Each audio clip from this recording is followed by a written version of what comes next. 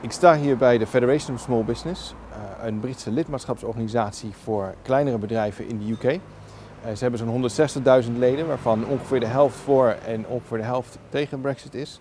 En ik ga praten met Mike Cherry, de voorzitter, om hem te vragen hoe zijn leden, hoe die kleine bedrijven omgaan met de Brexit.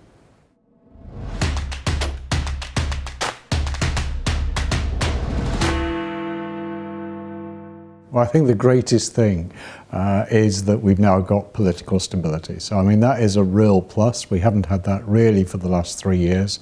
And that's meant that confidence has been at its lowest ever level in our economic quarterly surveys for the last 6 quarters. So that is a real plus. But I think some of the challenges that businesses face, first and foremost, obviously, is that they still don't know what they've actually got to do, whether it's around rules of origin, whether it's around customs clearances, whether it's around labelling, and all the nitty-gritty little bits and pieces that many of our members have to comply with.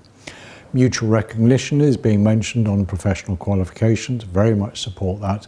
We've yet to see that actually delivered in what comes forward on the trading agreement.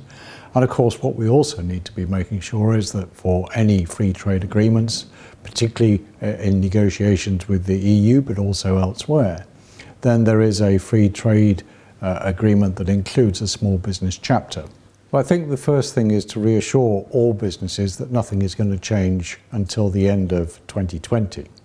Come 2021, then very clearly there will be certain bits that are going to change, as I've mentioned, whether it be customs clearance, whether it be rules of origin and other bits and pieces that often have the greatest impact on the smallest businesses. So just making sure that we have the right information available, that we have simple and easy things that we know we've got to comply with, and then making it easy for business to actually do that compliance, because that's the simple thing that business always wants to do. And of course, the one thing that small businesses are absolutely great at is once they know what they've got to do, they just get on and deliver it. And I think that's a key message that we need never to forget, that small businesses are across all sectors, they're in all communities, make it work for them.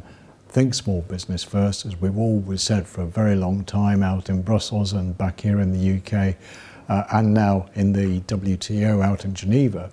Get it right for small businesses, you'll get it right for business and for the wider economy. There are certainly some differences in sectors. Clearly there are sectors like the automotive sector that are much more prepared because they rely far more on an integrated supply chain that often crosses borders several times in getting the finished product ready to whichever market it's being sold in.